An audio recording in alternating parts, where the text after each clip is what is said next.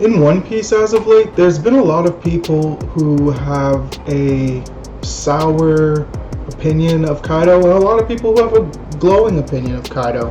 And this has kind of been like a big topic recently. And so today, I'm hoping to address that topic and talk about why, at the very least, Kaido is a great villain to me, though I can't speak for the rest of the community.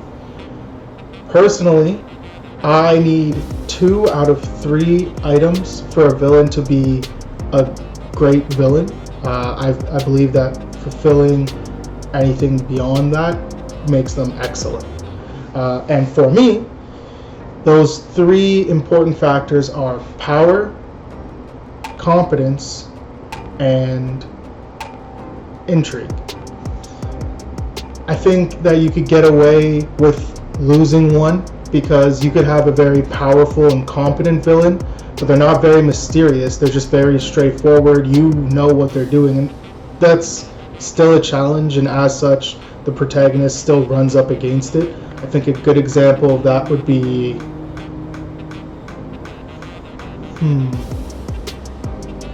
I think Arlong would be a good example of that. There was no mystery to Arlong. There was no intrigue with Arlong. There was just, like, obviously there was the intrigue that came from Fishman, and Oda's very, very good at doing what he does.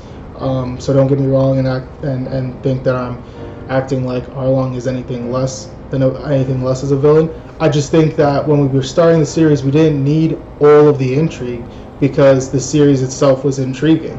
And I think Arlong's a great villain. He's powerful, and he is very competent. He knows what he's doing. He really didn't make any mistakes. Everything that we would have expected him to do as a small-time pirate in the East Blue, or as a big-time pirate in the East Blue, but a small-time pirate overall, he did. He was doing a great job of what he was doing. However, there was no intrigue to him. There wasn't like. He was interesting because he was a fishman, and that was a new race, a new species that we weren't used to yet. But it had nothing past that. Whereas someone like a crocodile has a lot of competence and a lot of intrigue, but not enough power and quite a bit of power, and that's why he's such a well-respected villain. But he's not overwhelming completely in power as we look at the series now, right? So those types of things are what I'm looking for in a villain, and I think Kaido fulfills all 3 of these, and I'll be going through this video talking about why I believe that and what kind of made my opinion of Kaido so strong.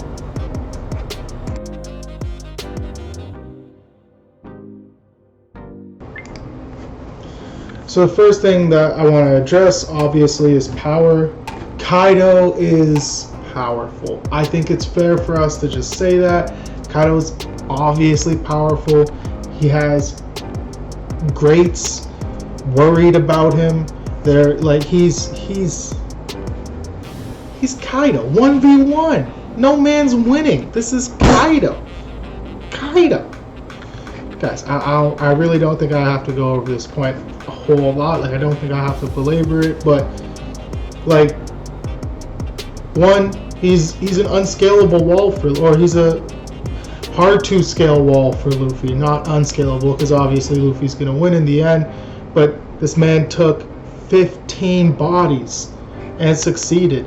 The day after he clashed with a Yonko, he went clashed with Big Mom. Obviously not so much that they were both pressed. Then went and had a fight with 15 people, and only now are we seeing this man's stamina run low. This man's a monster, literally and figuratively. He is a different breed. He's categorized as the strongest creature on the planet. I think everybody understands this. I think everyone knows Kaido's strength. But like, we can go over it in review. We've been hearing about Kaido as a threat since pre-time skip, when the Yonko were introduced. Then we go and meet Moria, and Moria got wiped by Kaido. Wasn't even a problem. he just got beat. And this is Moria, who could have easily taken Luffy's cake pre-time skip, but didn't because he's a lazy dude. Yeah, no, like, and then we move into the new world. Kaido's the threat.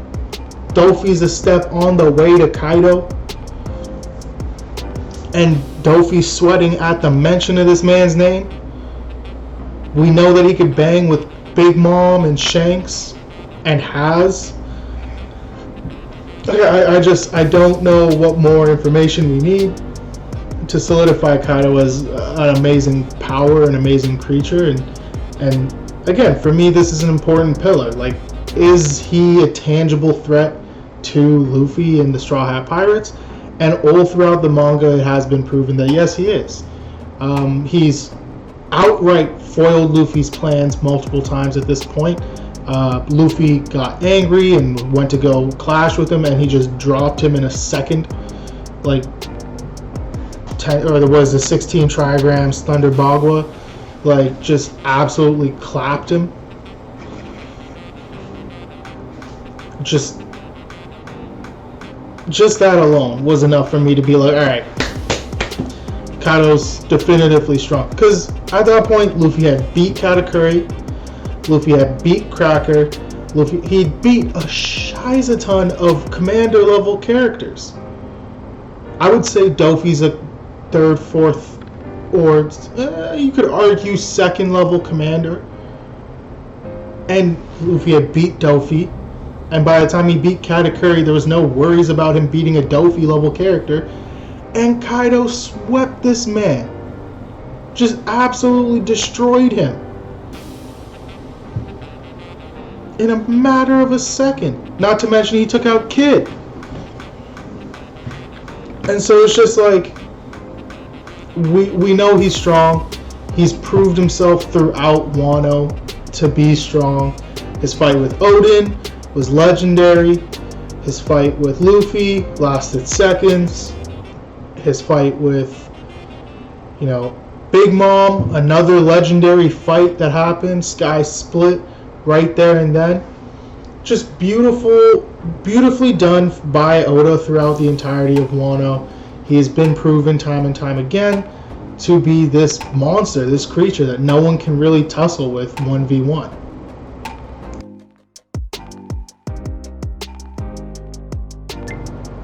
So the second quality that I look for in a great villain or antagonist is competence. Can you show that the villain knows what they're doing, is doing what they should be doing, or is making the right choices to actually threaten or pose harm to the hero? In this case, Kaido's been a threat since prior to time skip. We have him being mentioned as someone who just absolutely dusted Moria. And like, Kaido's diabolical for this. Kaido loves taking over strong people. He beat Moria so bad that he didn't even care if Moria left. Think about that. If Moria was strong, he would be a part of Kaido's crew right now. We know this. Suzuki. Oh, wow. Sasaki is a former captain. Ulti and Page 1 got there on their own. Black Maria, I think, is a former captain. I'm not certain about that. But Sasaki is a former captain. Edge Drake was a former captain, but he is where he is. But Hawkins, Apu are all headliners who were beaten into submission. And then the strong, like Kid and Luffy, to that matter, they were brought in. Ashura Doji wanted to be brought in because they were strong, and Kaido wanted to break their will, but he just didn't succeed in those cases. Moria, I don't think Kaido's outlook has changed since prior to his clash with Moria. I think he's always had this ideal where it's, if you're strong, join me. You won't ever beat me, but join me. And I think because of that, we get to know a little bit about Kaido, what he does, how he views things. He views the most powerful he views powerful people as useful to him. He loved working with Dofi. He was crying about it when Dofi got caught after Luffy, clapped his cheeks. Pause. But no, like, he has an immense amount of power, and he just left Moria, who is a very strong pirate and has an insanely strong devil fruit, to just leave because he didn't want to deal with him. That being said, we know that he's competent. This is a man who's had his hands in the underworld for a long time. He has Dofi producing devil fruits for him through Caesar Clown and the SAD chemicals on Punk Hazard. He has attachment to Big Mom and a bunch of other pirate crews. He has domains throughout, but Wano being his central one. We know that his pirates are constantly active. Jack is sailing around. He goes to Zou. He goes to other places. Tries to attack 2 admirals and then gets dropped. And then Kaido just like sends a ship out to go recover him because he knows that he's not dead. Like, even more so, we see this with King when we get to Wano and Big Mom's crew is coming up the waterfalls, and King just handles this on his own. He doesn't need to ask Kaido. He just goes and does it. He shows that his crew is competent. Another example of this is Queen knocking out Big Mom and chaining that big woman up and bringing her back to Kaido. Throughout Wano, we've seen nothing but competence on the behalf of our crew, our enemies here. And that's kind of exploited with the fact that, yeah, we do have a traitor, but Kaido has been showing that he is a competent villain. He knows what he's doing, and he knows what he needs to be doing in every arc since his introduction.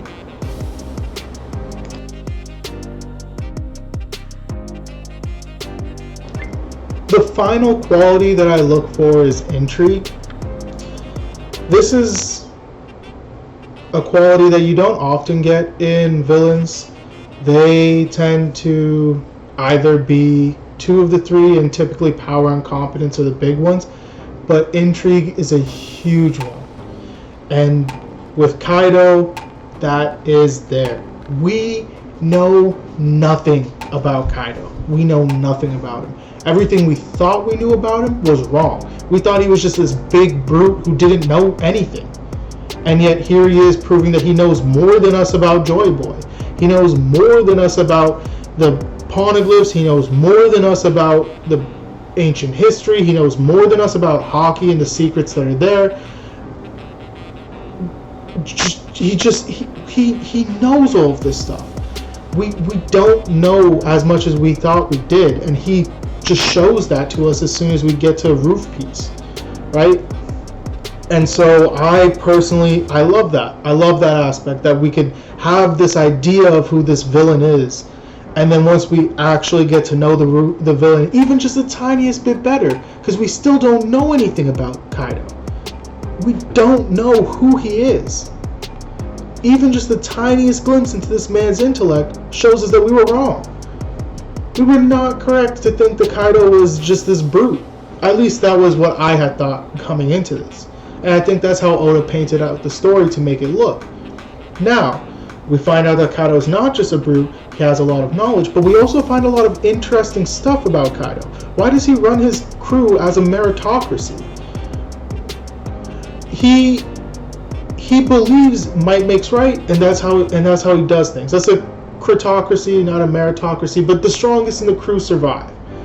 And sure, like, he's a beast, and that's kind of like the play is like only survival of the fittest, but also it ensures that he has trust in his base comrades.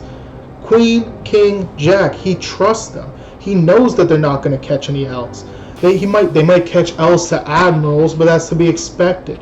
They might catch L's on Zou, but again, those are supposed to be strong enemies that he's going up against. And technically, he didn't even really catch an L on Zoe. He won. Sure, it was by gas, but it's like, he's a pirate, dude. What does it matter? Anyways, that's neither here nor there. We have Kaido showing us time and time again that he is more interesting than we initially thought. And another example of this is he's part of the Rocks crew. Well, what was the Rocks crew? We don't know anything about it. He knows a lot about hockey that we knew nothing about, and I've already mentioned that. And the last thing is, why does he treat people the way he does? How much does his fight with Odin burden him? You know, these things are important. They're tangible to his character, and they're things that I often find get overlooked in the conversation about why he's such a great villain. He's such a great villain because he makes choices based off of things that we don't understand, but we value as a decision, like as a part of the decision-making process. For example, why did he spare Momo? Twice. Not once, he did it twice. He gave Momo an out twice. He threw Momo away, he didn't think he'd survive, he survived. He then found Momo again 20 years later, and instead of just outright killing the dude, he gave him a chance to live. Why did he spare Yamato's life? Yamato, he could have killed when she was 8. He didn't, like, if he's some just savage beast, why did he care?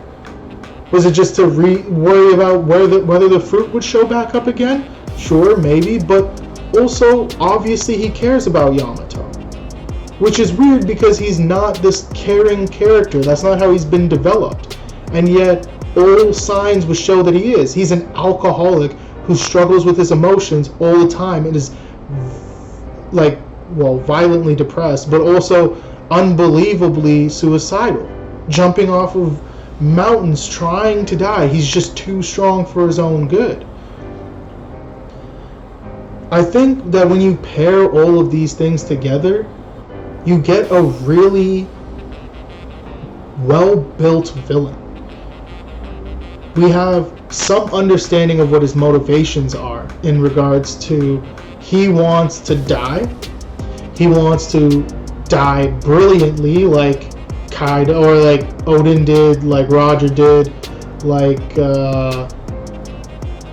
Whitebeard did at Marineford.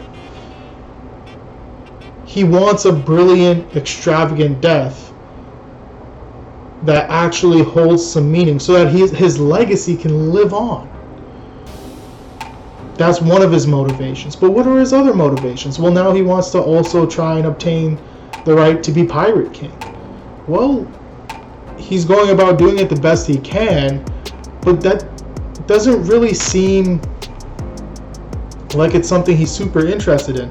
I think he's more interested in the great weapons, the ancient weapons, and bringing about that war that Whitebeard spoke about at Marineford that day, because the faster he gets to Marineford, the faster he gets to the One Piece, the faster that war that is definitively going to happen as soon as somebody claims that title begins, and he wants to die in that war. He's got a weird motivation that we don't truly understand as viewers, and I think that that's amazing. And it's because of all of these things that I think he's so good. He very well fills out all three of, at least my requirements.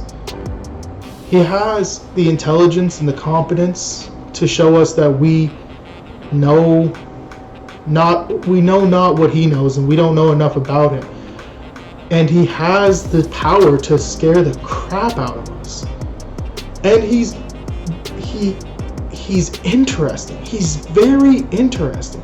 We don't know why he does all these things. And so for me, I think Kaido is brilliantly written. And I think having read through something like 120 chapters, I think it is, of Wano, I'm happy. I'm happy with Kaido as the villain that we've met. and like, again, no disappointment in Kaido whatsoever. So thank you guys for listening. That's my video on Kaido. I'm probably going to make this into a series. I'll probably be going over Blackbeard and Big Mom and Shanks, even though Shanks isn't really a villain.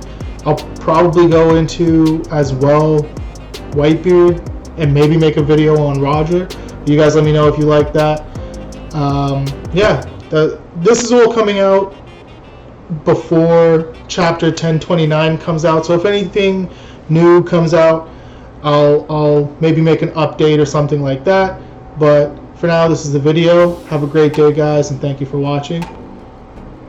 Peace out.